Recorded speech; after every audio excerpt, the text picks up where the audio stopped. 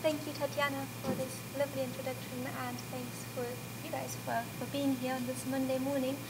So in my talk, I'm going to talk a little bit more about what evolution actually is and about what experimental evolution is. And then I'm going to give you one example of how experimental evolution works. And can you edit to, should I turn this a little bit up? Like this? Even higher? Okay, thank you. Is that better? No? Still not? Okay. I'll just scream, I'll shout at you in that case. Yeah, I'll yell. I'm good at yelling. Okay, there you go. So I was just saying thank you to Tatiana for having me and for giving this great introduction, and to you guys for being here on a Monday morning. And so in this talk, I'm going to be talking a little bit more about what evolution is and about how we can use controlled experimental evolution in the laboratory. And I'm going to give you one example of one such experiment, and that's where the slime and the rapid evolution comes into play. Now, evolution at its most basic is just a change of genotype frequencies, and I'm going to give you one example, and bear with me. It's about antibacterial resistance. Now, I know that this isn't the ocean and it's not carbon, but the glory of evolutionary biology is that it applies to all organisms, from bacteria to basking sharks, even to the evolution of language, really. So I'm choosing antibacterial resistance here because it's quite easy to conceptualize what is going on. So what have you got here? So there's this population of bacteria, and in yellow you've got the bacteria that are going to die if you give them an antibiotic, and then in blue you have the bacteria that are resistant. They carry a mutation that makes them resistant to antibiotics, right? So the genotype frequencies in this population are so that of the species of bacteria, you have mainly the genotype that is susceptible and only very few of the ones that are going to be resistant. Now, you hit them with the antibiotic, and what happens is that the genotype frequencies change, because most of the ones that can't handle the antibiotic are going extinct, and the ones that carry the mutation, the good mutation that allows them to survive, can live, and they become then more frequent. So the genotype frequencies have changed from this to this, and this basically is evolution in a nutshell. So in this case, you already had the good mutation present in your population, right? But you might also start out with a population that doesn't have that good mutation present. In that case, we talk about something that we call de novo mutation. So the mutation arises on its own. And in microbial organisms, that is really likely going to happen, because microbes often live in really large population sizes, and they have really short generation times. So as the environment changes, to them that change is going to appear to be quite gradual. So that gives them a lot of time to either generate that new mutation, or if they have that large population and the mutation is present already in the population, they can then make that mutation be more frequent, that genotype that carries the population. So our bacteria friends are going to be fine as the environment changes. Our algae friends are also going to be fine as the environment changes. We know that other things, such as the dodo, haven't been so fine in the past, and that is because either their populations are too small or because they take too long to reproduce. Now, in this audience, certainly, I don't really have to talk at length about why we should care about this, right? Because we know that the ocean environment is changing.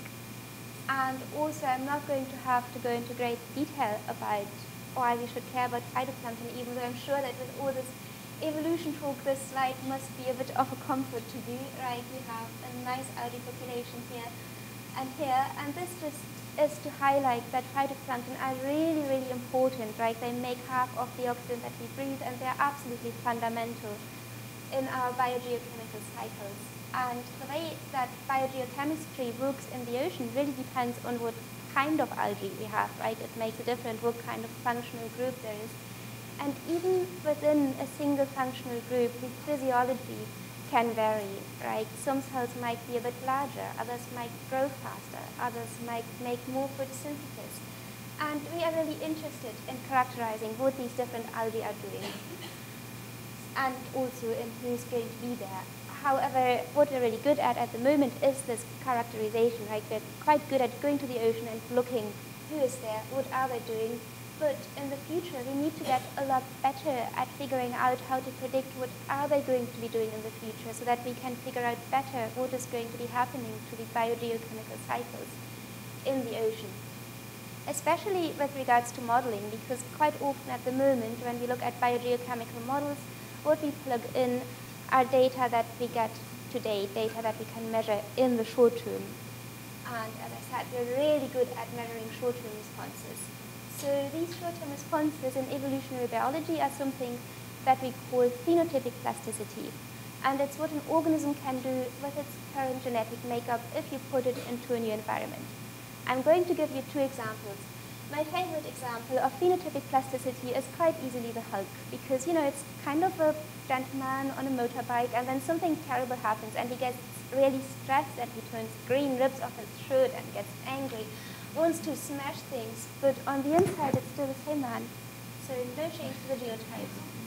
Second example, imagine maybe you're from Scotland or Scandinavia, and you come here, and you start sweating. That is you being phenotypically plastic. However, should you then engage in some procreation, that doesn't mean that all of your offspring is also going to be really sweaty, because it's just what you can do with your current genotypic makeup, right?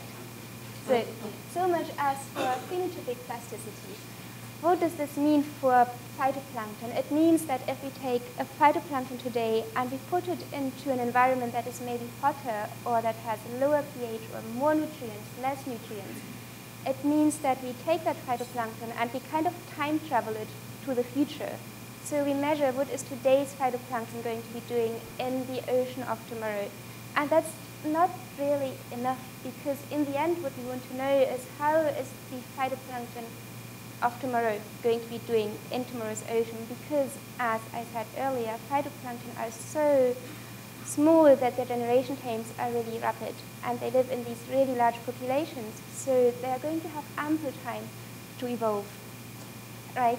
So we need to get a lot better at linking these short-term responses that we can measure easily to the long-term responses. Luckily, there is a really nice tool called experimental evolution that we can use to do so. And even though it sounds kind of fancy, it's been around for a really long time. So in the 1870s-ish, a guy called Dallinger built this steampunk-looking apparatus, and he used it to put bacteria to hotter temperatures. And he found that in the short term, those bacteria really suffered. They didn't like it at all. But as he kept them in culture in these kind of hot incubator thingies, he found that suddenly a mutation, well, he didn't call it a mutation because they didn't call it that back then, but he figured out that suddenly these bacteria could tolerate the hotter temperatures quite well because they had evolved to that hotter temperature. And we kind of still do this today, and I'm just going to talk you through how we would design such an experiment if we don't have these steampunk apparatus at our disposal. So usually we start with an ancestral population. So this could be either a clone if we are interested in figuring out how does evolution work when you start from new mutations, or kind of like in the example that I showed you earlier, we could start with a mixed population if we want to look at genotype sorting. I'm just going to go with the ancestor here. So we get our phytoplankton from the ocean or a culture collection, depending on what is our question, and we put it into a control environment. And this is to make sure that any evolutionary responses that we measure aren't due to the poor little organisms suddenly being in a laboratory. And then we also have our treatment. And that can be anything really that we're interested in. That really depends on your question. Could be higher temperature or more nutrients, less nutrients, combinations thereof. And we measure the short-term response, just to know the baseline, just to know what can the organism do physiologically, what is the physiological variance that the organism can show. And then we keep them there for hundreds of generations, and luckily for us, hundreds of generations of algae time translates to a couple of years of human lifetime. So it's a PhD or a postdoc that you can do on that. And as you see, you'll realize that there are some changes, even in your controlled population. However, if the treatment actually causes mutations and that mutation is adaptive in that new treatment regime, then that mutation is going to increase in frequency, and you're going to end up with something. Should I go to the other side so you can see better? something looking a little bit more like this.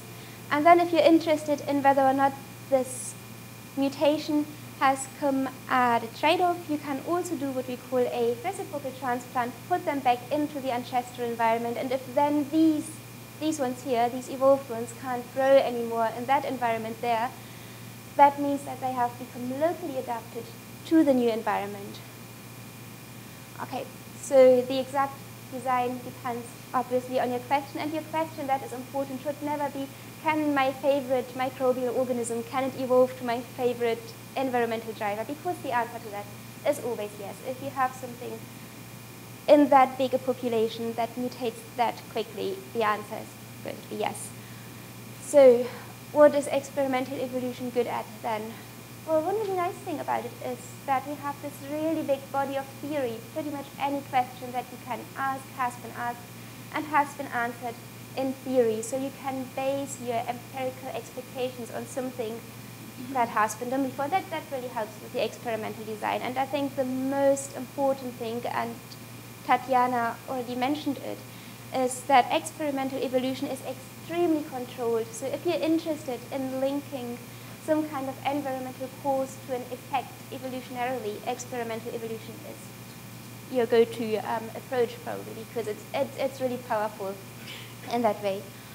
Also importantly, because all living organisms must evolve, the results are often quite generalizable in terms of the effect that it has on the changes in genotype frequency and fitness. So even if you might be, maybe you're a limnologist, right, and you do something on Chlamydomonas, you can still go and speak to your oceanography friends, because evolution acts the same in a lake as it would in the ocean generally.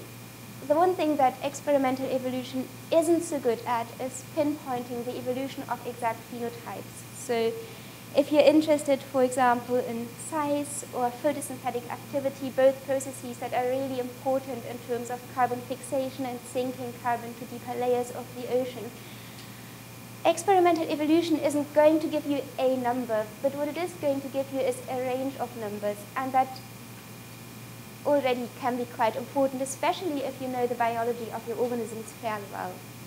So I'm going to use the last couple of minutes, right? Yes. I'm going to use the last couple of minutes that are left to talk a little bit about one such example. So this is some data from my postdoc that I did with Gabriel Yvonne de Rocher in Exeter, and we used Thalassoceras pseudonana, so a marine diatom, as a model organism, and we looked at thermal adaptation. So normally thermal adaptation is looked at by putting something just in a hotter environment, letting it evolve, and then see how has it changed phenotypically, metabolically, and in terms of fitness. However, I was really interested in having an element of environmental fluctuation, and that is because not only do we know that our environments are changing on average, we also know that variation in that environment is going to increase in the future, and we know that all natural or most natural environments fluctuate to some degree. Again, there's a big body of literature. I'm just going to show you one example. So this is a model by somebody called Carlos Botero, and he looked into predictability and frequency of fluctuations and how that selects for quite different strategies.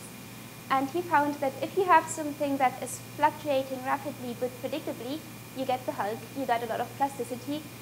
But if you have something that fluctuates on long time scales, then the organism should track this fluctuation through rapid evolutionary responses. Well, we kind of wanted to show, to see if that is true. And this should look familiar now. We started with a clonal founder population that we put into 5 different environments. 3 of them stable, ambient 22 being kind of the normal lab condition, mild warming, extreme warming, and then 2 fluctuating environments. One of them fluctuating really rapidly every 3 to 5 generations, between 22 degrees and 32.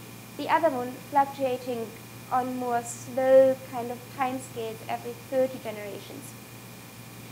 So we evolved them, and then we measured all of the phenotypic traits and did whole genome sequencing to see how they had changed genetically as well. I'm going to be focusing here on the fluctuations and the extreme environment. So we have fast-forwarded to the end of the experiment, at which point we took our evolved samples and we subjected them to different assay temperatures along here. And we measured their growth rate, which is a good proxy for fitness. So in gray, we have the ancestor. This is them prior to evolution, and you can see that generally they kind of increase their growth with temperature, but after 32 degrees, they just drop off a cliff and they can't handle the hotter temperatures. Now, if you evolve them under really extreme conditions, what happens is that they do evolve to be able to tolerate these hot temperatures, right? These really, really hot extreme temperatures. However, it comes at the expense of being able to deal with the colder temperatures. So they manage to grow well at hot temperatures, but they can't grow anymore at the colder temperatures. Interestingly now, this doesn't happen if you grow them under fluctuations. So in purple, we have the fast fluctuations, and in black, we have the slow fluctuations. And even though they, like the extreme environment, shift their optimum, like they can now tolerate hotter temperatures, we don't see that trade-off, meaning that under the fluctuating environment, they have actually all evolved greater phenotypic plasticity. They can now deal better with a greater range of temperatures. One other interesting thing is that we see a split in the environment that was fluctuating on longer-term scales. So even though all of the ones in the fast fluctuations behave the same, we find two distinct populations under the slower fluctuations, showing that even though generally fluctuations make things more plastic, depending on how fast that fluctuation is, they select for quite different things. Now, we also looked at the phenotype, and this was quite important because we know that with warming, normally the short-term response is that respiration is a lot more sensitive than photosynthesis, meaning that most models assume that under warming, this is going to happen to the kind of biogeochemical balance of respiration and photosynthesis.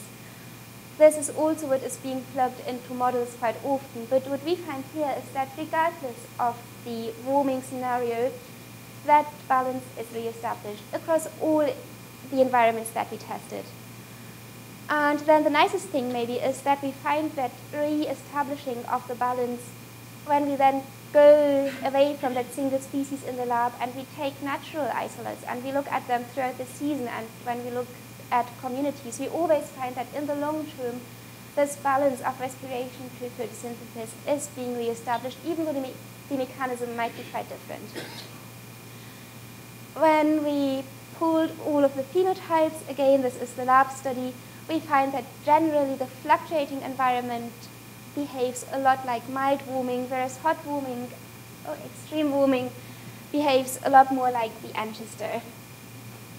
Similarly, when we then take the genome of these samples, we find that that reflects what we see in the phenotype quite well in terms of this PCA. So what we did here is we looked at the regions of the genome that are actually coding, and we looked at how likely are we to find a mutation in a given treatment, and then how similar are the treatments to each other. And they actually reflect what we find in the phenotype quite nicely. With that, I think I'm nearly done. Oh yes, I would just like to say that I'm now looking, when I say I mean really my wonderful PhD student, Elisa Schaum U. We're looking at more natural populations, so we go on a boat a couple of times a year and we select samples from environments that we know fluctuate naturally, and we're trying to link again that to their evolvability, if you like. And with that, I'm done. Just as a wee summary, I think the one thing that I would like you to take away from this is that the biogeochemistry of the oceans really hinges on what kind of microbes we have in the ocean of tomorrow. Those microbes are going to evolve, and if we want to be able to better predict how they're going to evolve and what their fitness distributions are going to be, experimental evolution is really handy because it's this strong link between environmental cause and evolutionary effect. And with that, I'm left to say thanks to my previous lab and my recent lab and to you, and I'm sorry I'm nearly out of time, but if you have any quick questions, I'll gladly take them. Thank you.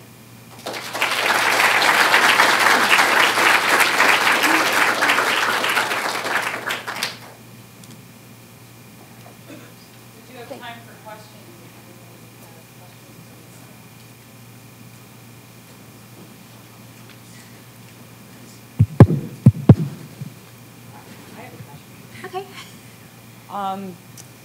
So in the populations where you evolve them with sort of the longer fluctuation in the shorter term, so you're not seeing a big trade-off between photosynthesis and respiration. I'm just wondering, are there other kinds of fitness costs that you observed, or changes that you think over time are going to play out in some significant way?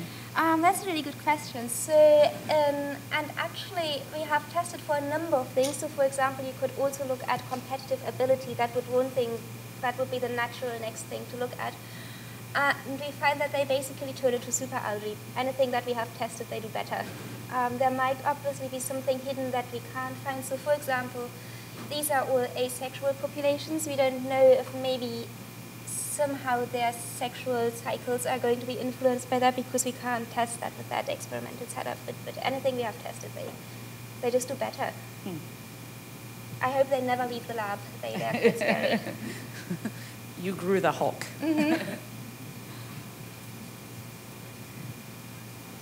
You've painted a picture of a very sort of resilient and adaptable plankton assemblage. I was just curious whether you saw some ways or worried about some ways, particularly with climate change, where that adaptability may fall short.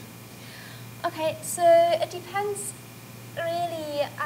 For example, so I think globally they are going to be fine. I think there could be local extinctions, for example, in response to pollutants. But I think the algae are probably, they're going to cope. I think what might be the bigger problem are the things that feed on algae, because even though these algae are doing just fine, for example, something that I didn't show you is that they change in size quite a lot. So you might go from something that is 10 micrometers in diameter to something that is twice as, actually I've got a picture of that. Look at this.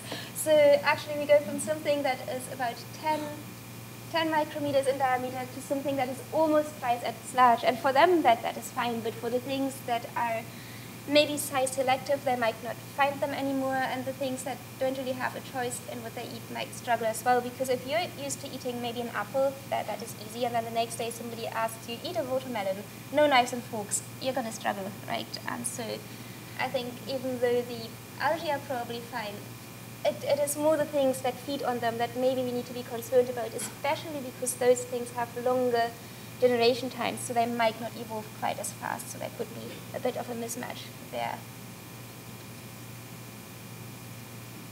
Regarding putting,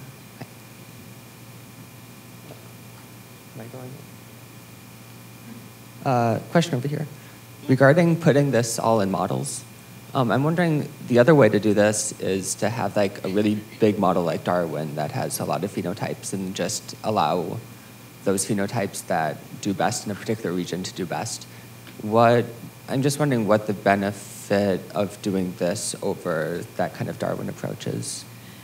I think it's because this is actual empirical data, and also because, especially with the fluctuations, something that I didn't really elaborate on is because it tells you under what kind of circumstances you can expect evolution to go into what direction and into what type of environment is going to be driving evolution. So for example, here we see that in the fluctuations, where you could assume that maybe it's the environment they see on average the most would be driving evolution, we see that it's the extreme. And I think for that it's really important to actually do the experiment to then give you the data to better parameterize those models. Does that answer your question? Yeah. Yes. One more? Yes. Just with the figure you have on the screen at the moment, the next sort of problem we have is that, of course, although cell size may double in evolutionary timescales, that's against an environmental landscape where nutrients are going to be lower. And so that brings another whole issue that you spend 2 to 3 years running an experiment, you get some amazing data, but then inevitably there's always another wrinkle that you have to look at. Exactly. And so in addition to the predation issue, you have these decreasing nutrients that somehow the cell has to sort of do the splits, as it were, to deal with obtaining those nutrients, but also then dealing with warming. Exactly, yes. Well, I think this kind of goes back to what I said earlier, that experimental evolution is really good at answering a specific question that you're asking, but it's not terribly realistic. So you can't really recreate all of the many, many factors that are going to be happening in a real ocean in an experimental evolution experiment. But yes, I agree, certainly if you throw nutrient limitation into the mix, this is going to change that pattern quite drastically, and it's also going to change how well they're able to photosynthesize, because they need to make the photosynthesis machinery as well, and they can't do that if they don't have the nutrients. So yes, yeah, I agree with that.